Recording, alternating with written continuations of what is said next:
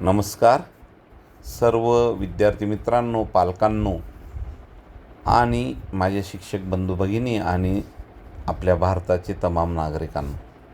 बघा, व्यावसायिक शिक्षणांतर्गत जरी हा व्हिडिओ मी तयार करत असेल तरी व्यवसाय म्हणजे काय, शेती हा एक व्यवसाय आहे आणि कोणताही व्यवसाय करताना आपण त्याच्यासाठी असणारे कच्चं मटेरियल किंवा काय काय गोष्टी लागतात याचा विचार करतो. आणि भारताची जी लोकसंख्या ही जास्तीत जास्त शेतीवर अवलंबून आहे. मग शेती हा व्यवसाय आपला मूळ व्यवसाय आहे आणि त्याच्यासाठी पाणी हे महत्त्वाचे. विद्यार्थी मित्रांनो, आयुष्यामध्ये जर पुढे जायचं असेल तर एखादं ध्येय ठेवलं पाहिजे असतं किंवा पुढे जाणं म्हणजे काय, आपल्या मनाला समाजाला आपण जे देणं लागतो ते देणं पूर्ण करण्यासाठी आपण केलेले प्रयत्न. असेच एक झपाटलेले डॉक्टर प्रशांतदादा हिरे उर्फ दादासाहेब यांनी, मला आठवतं मी 10वी पास झालेलो होतो आणि त्यानंतर वेगवेगळे लेख पेपरमध्ये असो किंवा भाषणांमध्ये असो किंवा उद्बोधन शिबिरांमध्ये असो किंवा त्याच्याकरता युद्ध पातळीवर काम करणारी व्यक्ती म्हणजे समाजश्री डॉक्टर प्रशांतदादा हिरे. सर्व संपन्न घरात जन्म घेतलेली व्यक्तीसुद्धा आपल्या समाजासाठी काहीतरी करायचा, मूळ प्रश्न पाण्याचा प्रश्न उत्तर महाराष्ट्राचा सोडवावा यासाठी स्वतःच्या खर्चाने स्वतः डोंगर दऱ्यांमध्ये फिरून, त्या काळी गुगल मॅप नव्हता, आता गुगल मॅपने आपल्याला सहज शक्य झालेलं आहे, फिरत होती ती व्यक्ती आणि त्या गोष्टी अंमलात आणण्याकरता झटत होती. 40 वर्षाचं परिश्रम केलं, झटले. आता नेमकं हे नारपार योजना जी आहे ती पूर्णत्वास येण्याकरता त्याची आर्थिक तरतूद झाली आहे, प्रत्यक्ष काम सुरू होत आहे आणि याची जनक आहे डॉक्टर प्रशांतदादा हिरे. आता याच्याबद्दल एक लेख मला वाचण्यात आला, अतिशय सुंदर होता तो, आणि तो जर नीट वाचला तुम्ही सर्वांनी तर मला फार बरं वाटेल. दुष्काळग्रस्त उत्तर महाराष्ट्राचे स्वप्न साकार करणारे नारपार, दमनगंगा आणि गिरणा पुनर्भरणाची शिल्पकार माननीय मंत्री समाजश्री डॉक्टर प्रशांतदादा हिरे, संदीप खैरनारांनी लिहिलेला लेख आहे. दादासाहेब समय लगा मगर संघर्ष रंग लाया. उत्तर महाराष्ट्रातील शेतकरी, कष्टकरी आणि सर्वसामान्य जनतेने गेली अनेक दशके पाण्यासाठी संघर्ष केला. दुष्काळ, कोरडी विहीर, आटलेली नदी, तहानलेली शेती, स्थलांतरित होणारा शेतकरी, हे चित्र जणू या भागाच्या नशिबात आले होते. मात्र काही लोक परिस्थिती समोर हार मानतात तर काही लोक परिस्थिती बदलण्यासाठी आयुष्य झोकून देतात. उत्तर महाराष्ट्राच्या जल लढ्याचा इतिहास लिहिला जाईल तेव्हा त्या इतिहासाच्या केंद्रस्थानी एक नाव ठळकपणे कोरले जाईल, आदरणीय माजी मंत्री समाजश्री डॉक्टर प्रशांतदादा व्यंकटराव हिरे. आज नारपार, दमनगंगा पिंजाळ आणि गिरणा पुनर्भरणासारख्या योजनांची चर्चा संपूर्ण राज्यभर होत आहे. अनेक जण श्रेय घेण्यासाठी पुढे येत आहे, पण सत्य हे आहे की या लढ्याचा पाया 1980 साली रचला गेला.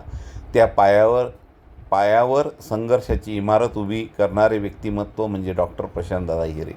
त्यांनी केवळ राजकारण केले नाही तर पाण्यासाठी आंदोलन केला, अभ्यास केला, तांत्रिक आराखडे तयार केले, वेगवेगळ्या ठिकाणी बैठका घेतल्या, दिल्ली मुंबईत पाठपुरावा केला, जनजागृती केली. त्याच्यासाठी त्यांचे आयुष्य त्यांनी जनजागृतीसाठी झिजवले.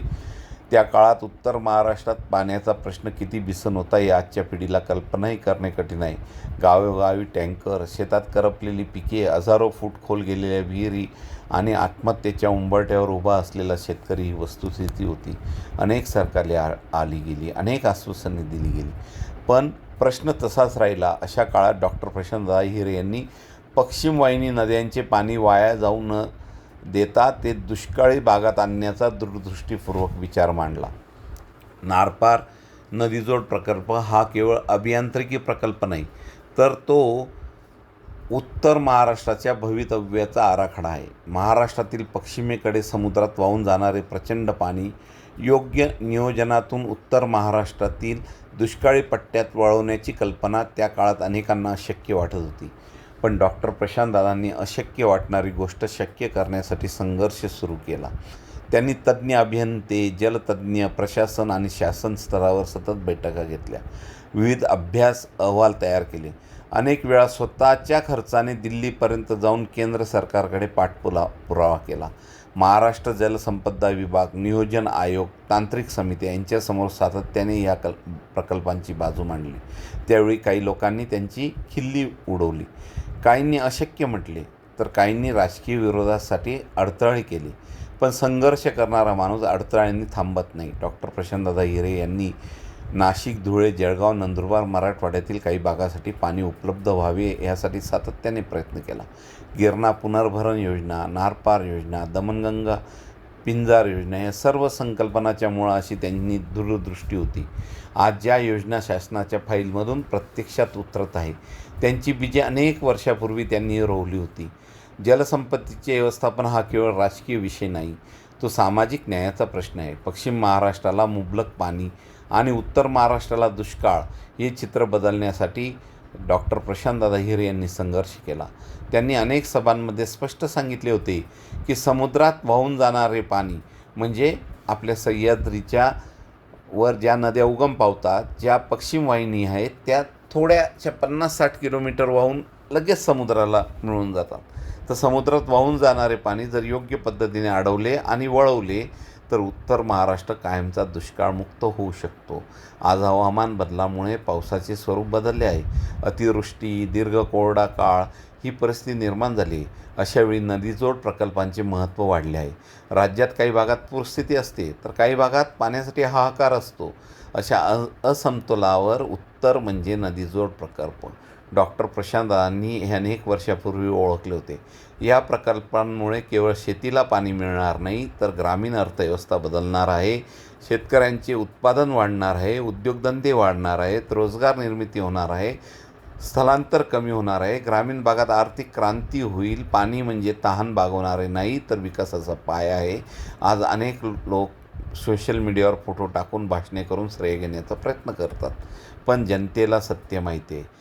40 वर्षापेक्षा जास्त काळ सातत्याने हा विषय जिवंत ठेवणारे, शासनाच्या दारात थोटावत राहणारे, अभ्यासपूर्ण मांडणी करणारे आणि जनतेच्या पाण्यासाठी लढणारे एकच नाव डॉक्टर प्रशांतदादा व्यंकटराव हिरे. ज्या काळात नदीजोड प्रकल्पाची चर्चा देखील होत नव्हती, त्या काळात त्यांनी यासाठी आवाज उठवला. अनेकदा अपयश आले, फायली रखडल्या, सरकारे बदलली, अधिकारी बदलले, पण त्यांचा निर्धार नाही बदलला.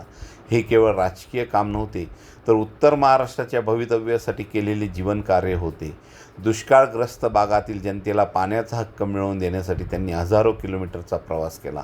अनेक बैठका घेतल्या, अभ्यासक, अभियंते, तज्ज्ञ यांना एकत्रित आणले, आंदोलन केले, निवेदन केले. सर्वात महत्त्वाचे म्हणजे लोकांच्या मनात आशा जिवंत ठेवली. आज नारपार प्रकल्प प्रत्यक्षात आकार घेताना दिसतो आहे. गिरणा पुनर्भरणाची चर्चा जोरात आहे. उत्तर महाराष्ट्राच्या पाण्याच्या भवितव्यात नवे वळण मिळताना दिसत आहे. हा क्षण केवळ प्रशासकीय यश नाही, तर 40 वर्षाच्या संघर्षाचा विजय आहे. उत्तर महाराष्ट्रातील जनतेने हे विसरता कामा नये. कोणत्याही मोठ्या परिवर्तनामागे एखाद्या व्यक्तीचे दूरदृष्टीपूर्वक स्वप्न, अथक परिश्रम असतात. नारपार आणि दमनगंगा योजनांमागे उभे असलेले स्वप्न म्हणजे डॉक्टर प्रशांतदादा हिरे यांचे स्वप्न आहे. आज विरोधकांना या यशामुळे अस्वस्थता वाटत असेल, कारण जनतेसमोर सत्य उभे राहते. अनेकांनी फक्त घोषणा दिल्या, पण डॉक्टर प्रशांतदादांनी कृती केली. अनेकांनी राजकारण केले, पण त्यांनी विकासाचा मार्ग निवडला. अनेकांनी श्रेयांसाठी धडपड केली, पण त्यांनी आयुष्यभर जनतेसाठी संघर्ष केला. उत्तर महाराष्ट्राच्या भविष्यासाठी हा ऐतिहासिक टप्पा आहे. जर या योजना पूर्ण क्षमतेने राबवल्या गेल्या तर भविष्यात उत्तर महाराष्ट्र दुष्काळमुक्त होऊ शकतो. लाखो शेतकऱ्यांची जीवनात बदल होऊ शकतो. परिवर्तनाच्या इतिहासात सुवर्णाक्षरांनी हा काळ लिहिला जाईल. हे लिहिलेलं होतं संदीप खैरनार यांनी. आता बघा, मला खूप आवडलं म्हणून मी याच्यावर त्यांची जरी ती वाक्यरचना असेल, पण ही वाक्यरचना अतिशय खरी आणि माझ्या डोळ्यासमोर घडलेली गोष्ट जशी काही त्यांनी लिहिलेली मला म्हणून ती खूप भावली. गोष्ट नव्हे तर बघा विद्यार्थी मित्रांनो, व्यावसायिक शिक्षणात हे का लिहितो आहे मी, त्याला कारण हा व्हिडिओ याच्यात का टाकतो आहे, त्याला कारण व्यवसाय आणि नवीन शैक्षणिक धोरण जरी आलं तरी पाणी हे पाणी आहे आणि पाण्यासाठी जे पाणी वाया जातं म्हणजे ही मॅनेजमेंट आहे. जे पाणी वाया जातं, आता गुगल मॅपवर तुम्ही गेले आजकाल, आता त्या काळी हे नव्हतं काही ह्या गोष्टी. आता जर आपण नार नार रिवर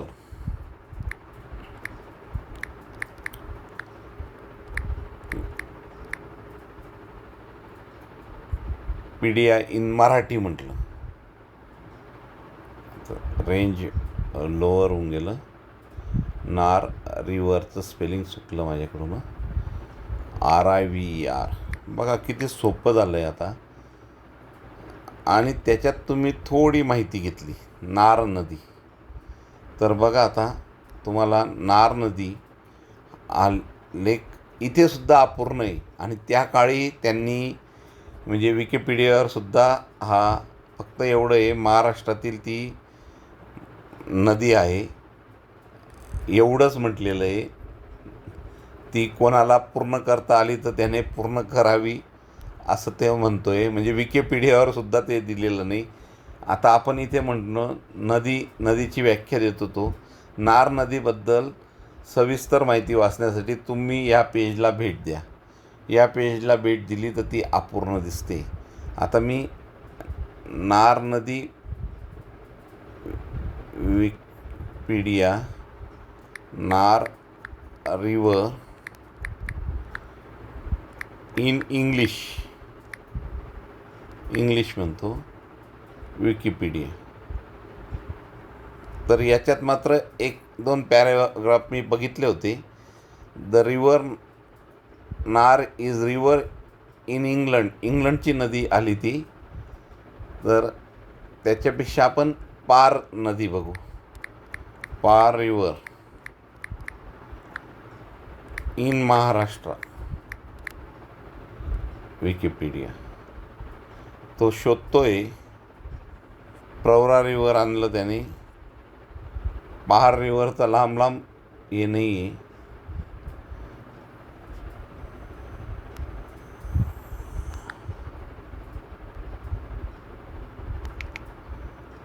म्हणजे विकिपीडियामध्ये सुद्धा या गोष्टी आज अपूर्ण दिसतात. ते बघा पार नदी इथे आलेलं आहे. तिची थोडी माहिती. पार नदी हा लेख अपूर्ण आहे. विकिपीडियामध्ये सुद्धा अपूर्ण आहे. आणि इंग्लिशमध्ये जर घेतलं गुजरातच्या याच्यामध्ये Par river is a river in Gujarat in western India. Actually ही नदी महाराष्ट्रात उगम पावते, पण ते गुजरातमध्ये म्हणतात ते. With its source near Vadpada village in Nashik.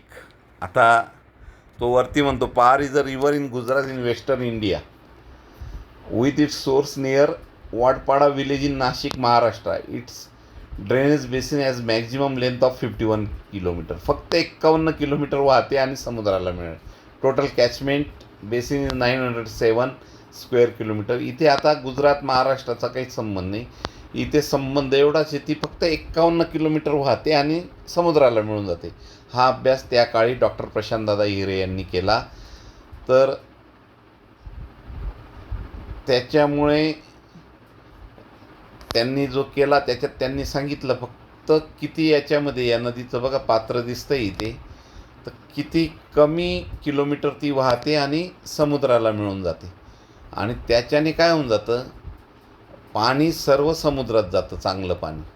आता बऱ्याच देशांनी आत्ता हे कामं चालू केलेले आहे की पाणी थांबवून धरायचं, नंतर गोड पाणी पिण्यासाठी वापरण्यासाठी समुद्राच्या आधी थांबवून धरायचं. समुद्राच्या अलीकडे सुद्धा त्यांनी हे तयार केले. पण हे फक्त 51 किलोमीटर जमिनीवर वाहते. तर त्याच्याऐवजी ती थांबवून ती पश्चिमेकडे न जाता ती पूर्वेकडे वळवायची, असा हा जे मोठा अभ्यास येतो तो मोठा अभ्यास डॉक्टर प्रशांतदादा हिरे यांनी गेल्या 40 वर्षभर केला आणि त्याला आता ते यश येतं आहे. आता आपल्याकडे आता भरपूर साधनं आहे.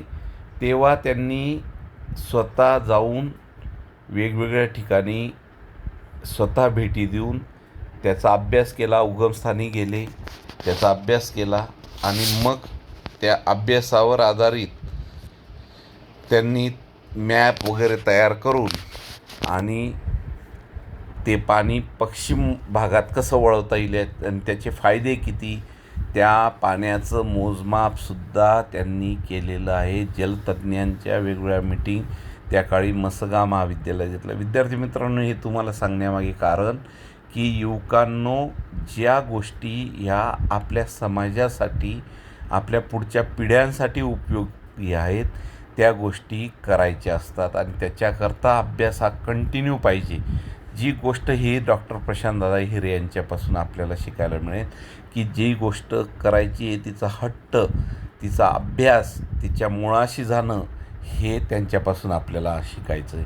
आणि आत्ताच्या काळामध्ये आपण गुगल मॅप, 3D मॅप, अर्थ 3 इमेज, त्याला काय म्हणतात,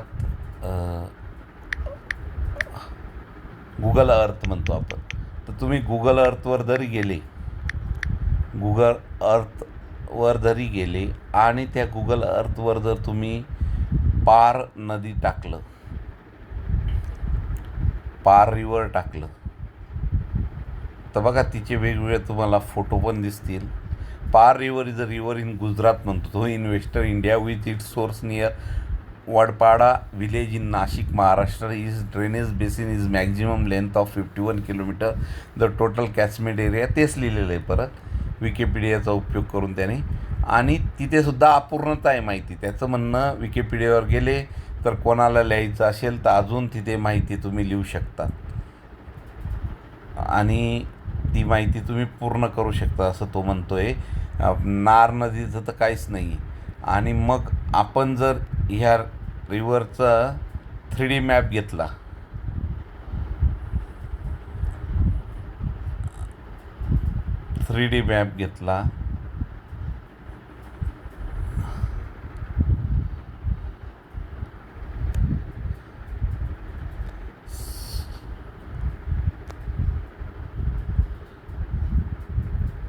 सॅटेलाईट इमेज,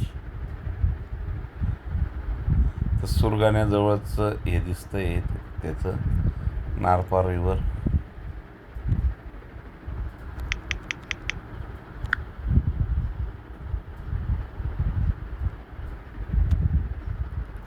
पॉईंट्स म्हणू आपण.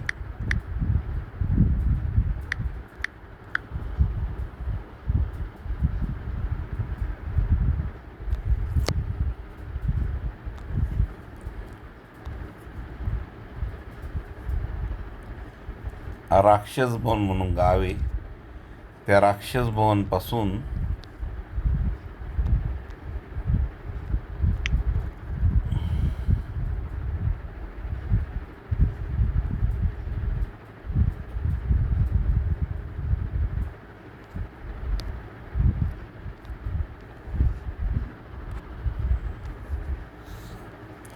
बघा प्रतापगड, उंबरपाडा,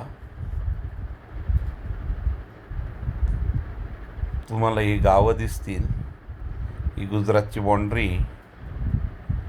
हे अलंगून वगैरे हा महाराष्ट्राला आपला परसन, उंबरठाण, मानखेड, रोकडपाडा,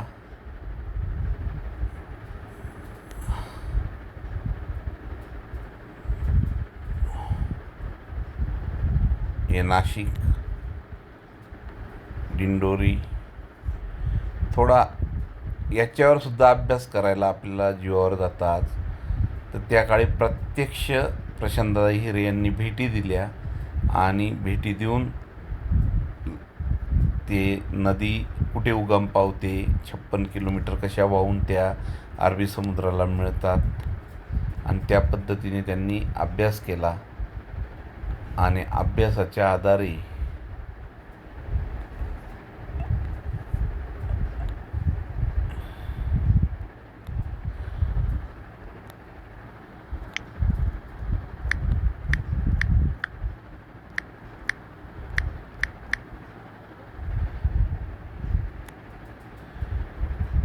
पार रिव्हर इन गुजरात म्हटलं तर येतं ते.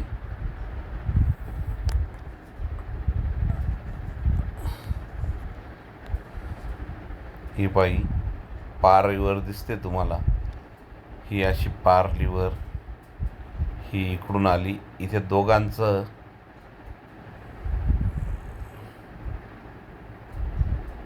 दोन एकत्र आल्या आणि हे जे हे टेम्पल आहे, ही पार रिवर अशी जाते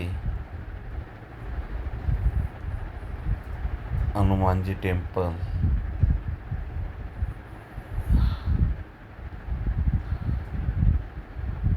आणि हा समुद्राला मिळाले. फक्त 56 किलोमीटरचं तिचं दोघा नदींचं हे पार रिवर.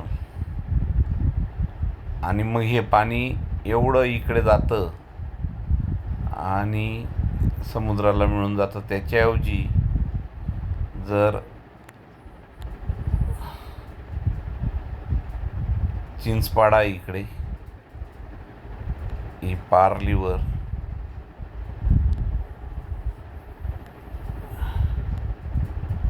ही बाई वरतून आली अशी हेदरी पार रिवर वरतून, म्हणजे हा फ्लो तिकडे जातोय गुजरातमध्ये. आणि तुम्हाला आता गंमत येईल पुढे मित्रांनो. ती नदी उगम कुठे पावते बघा.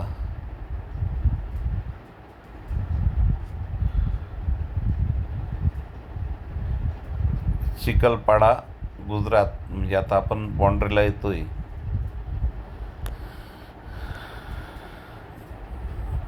हे परत अशी करंजूळ आला. आता हे राक्षस भवन आपलं, या राक्षस भवनाजवळ आता कामं सुरू होणार आहे.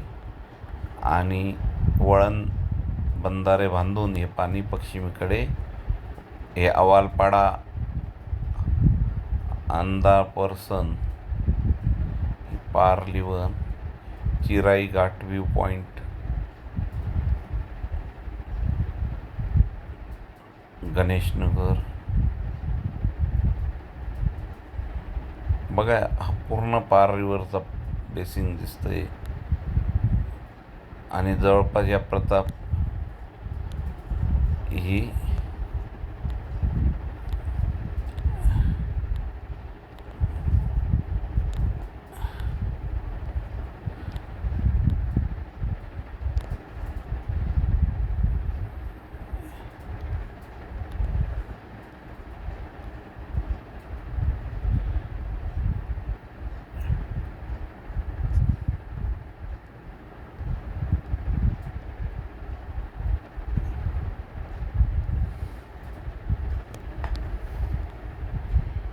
आपण 56 किलोमीटरचा तिचा जो भाग आहे तो बघतोय.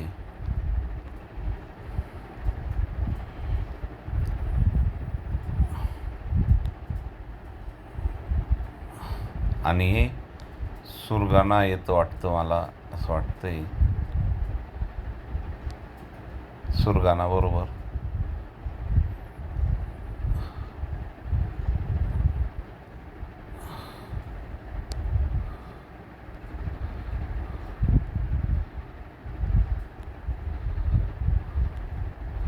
म्हणजे पार नदी आणि त्या दोघी नारपार नद्या एकत्र येतात. आणि तो पॉईंट आहे, त्या पॉईंटला तो मग ॲक्च्युअल नाही सांगू शकत. नारपार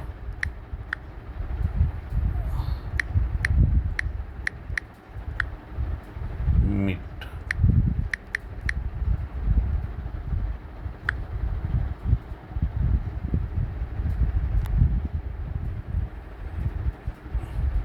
हे बाई, हे कन्फ्लुएन्स आहे नारपारचा. तिकडून पार येते, दोघी पारच म्हटले आहे त्याने. म्हणजे विकिपीडिया आणि हे सुद्धा पार रिवर आणि तो नार अँड पार रिवर कन्फ्लुएन्स म्हणतो आहे इथे. तर आत्तासुद्धा म्हणजे विकिपीडिया किंवा गुगल मॅप हे सुद्धा संदिग्ध आहे त्या गोष्टीला. तो अभ्यास सर्व दादासाहेबांनी त्या काळी केला आणि व्यवस्थित त्या पद्धतीने त्यांनी तो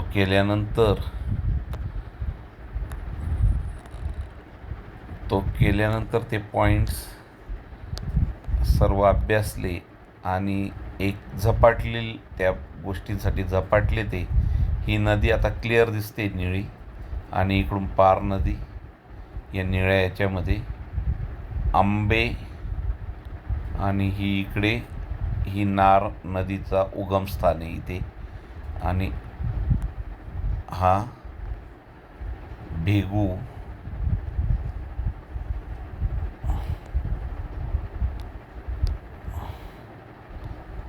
इथून ही पार नदी.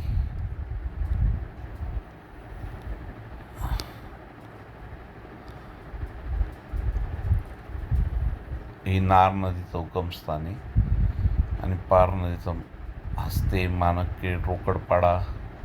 आता आपण इथे गावं जर बघितली तर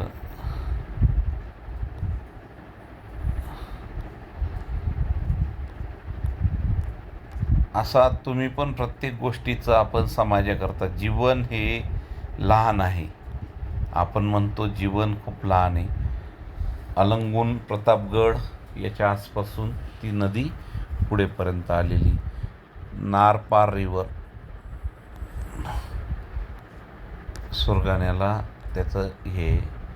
तर गोष्टी कशा महत्त्वाच्या आहे की आपण कोणत्यातरी विशिष्ट समाजासाठी काहीतरी देणे असतो, या भावनेतून डॉक्टर प्रशांतदादा हिरे यांनी जे काम केलं त्याच्यामुळे आज जे सत्य साकारत आहे, त्यासाठी त्यांचे समाजाकडून कधीही ऋण फेडले जाणार नाही.